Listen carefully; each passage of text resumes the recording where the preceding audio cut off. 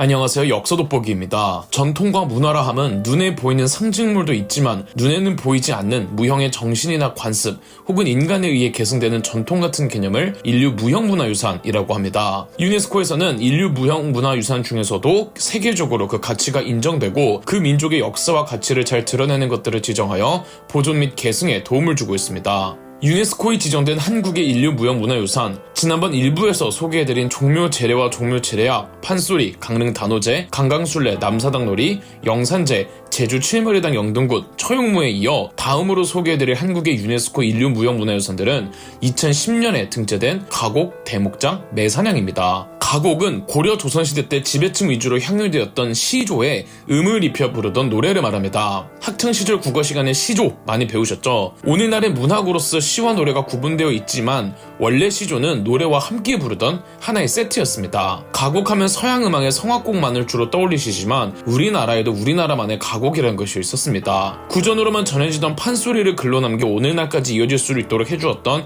신지호가 있듯이 가곡에서도 조선시대의 음악이 지금까지 이어질 수 있도록 기여했던 사람들이 있었습니다. 18세기 시조의 작가이자 가곡을 전문으로 부르던 가수이자 시조 및 가곡의 수집가 김천택과 김수장이었습니다. 본디 사대부 양반가의 전유물이었던 가곡은 18세기부터 서민 문화가 발달하면서 가곡을 향유하는 스펙트럼이 더 넓어집니다. 이때 가곡을 대중화시키는데 가장 전면에 있던 예술가들이 김천택과 김수장이었죠. 김천택과 김수장은 각각 청구영원과 해동가요라는 시조집을 엮고 더 구체적으로는 가곡의 가사를 글로 남겼고 이후 19세기에는 가수였던 안민영이 가곡 원류라는 시조집을 추가로 엮어 가곡의 가사를 글로 남겨주었죠. 청구영원, 해동가요, 가곡 원류를 한국의 3대 가곡집이라고 부릅니다. 현재까지 전해지는 가곡은 남자가 부르는 가곡 26곡, 여자가 부르는 가곡 15곡, 총 41곡입니다. 주로 검은고와 가야금, 해금, 대금, 단소, 장구 등으로 반주를 합니다. 가곡은 변화 없이 오랜 세월 명맥을 유지해왔으며 예술적 가치가 높은 음악이라는 평가를 받고 있죠. 대목장은 목공장인이라고 보시면 됩니다. 콘크리트와 철근으로 건물을 짓는 오늘날과는 달리 건축 자재가 사실상 나무가 전부였던 과거에는 대목장의 역할이 굉장히 중요할 수밖에 없었겠죠. 대목장은 목공장인들 중에서도 가장 높은 위치에 있는 목공장인으로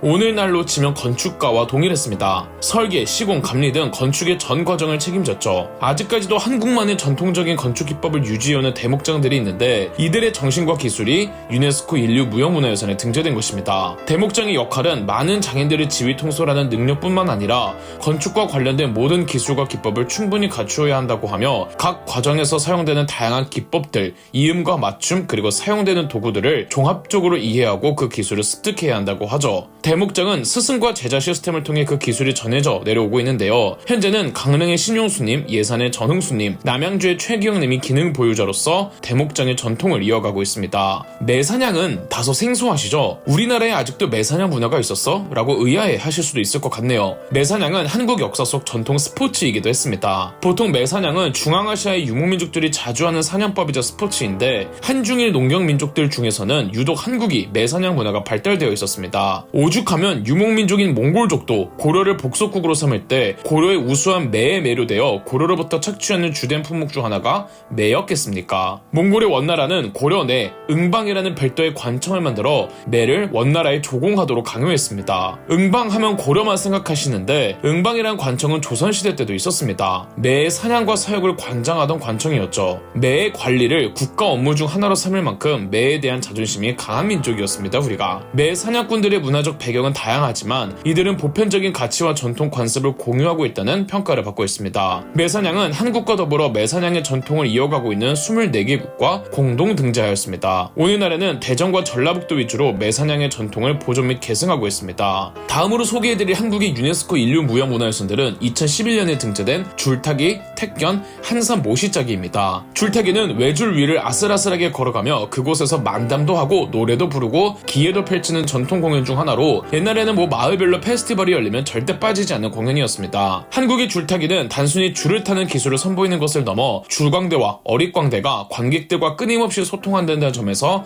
다른 나라의 줄타기와 구별이 되며 한국의 줄타기 공연은 관객에게 재미와 스릴을 일방적으로 보여주는 게 아니라 연행자와 관객이 쌍방향으로 소통해 관객들이 일상에서 벗어 벗어나 공연의 분위기에 젖어들 수 있다는 점을 특징으로 한다는 평가를 받고 있습니다. 한국의 줄타기 문화의 시작이 어디까지 소급되는지는 정확한 답은 없으나 고구려 때부터였다고 말씀하시는 분들도 있습니다. 고구려의 문화 상당수가 고조선으로부터 파생한 걸 감안했을 때 줄타기가 고구려 때부터 시작했다면 더 거슬러 올라가서 고조선 때부터 시작했다고도 볼 수 있겠죠. 태견은 우리나라 고유의 전통 무술로 태권도의 아버지격에 해당하는 무술입니다. 태견은 단순히 힘만 넘치는 게 아니라 보는 사람이 이것이 무술인지 춤인지 구분을 못할 정도로 아름답다는 것이 특징인데요. 태견은 수련자가 통제력을 갖는 순간 상대를 파악하는 능력을 가르치는 드문 종류의 무예로 공격보다는 방어 기술을 더 많이 가르치는 것이 특징이며 숙련된 태견 수행자는 부드러운 동작으로 순간적으로 상대를 압도하는데 진정한 수련자는 해를 끼치지 않고 상대를 물러서게 하는 법을 안다는 평가를 받고 있습니다. 한국의 전통 무술 하면 수박이라고 많이 들어보셨죠? 수박과 태견의 관계에 대해서는 해석이 다양하지만 정조시대 18세기 한 저서에 의하면 수박과 태견은 동일하다는 기록이 전해지고 있습니다.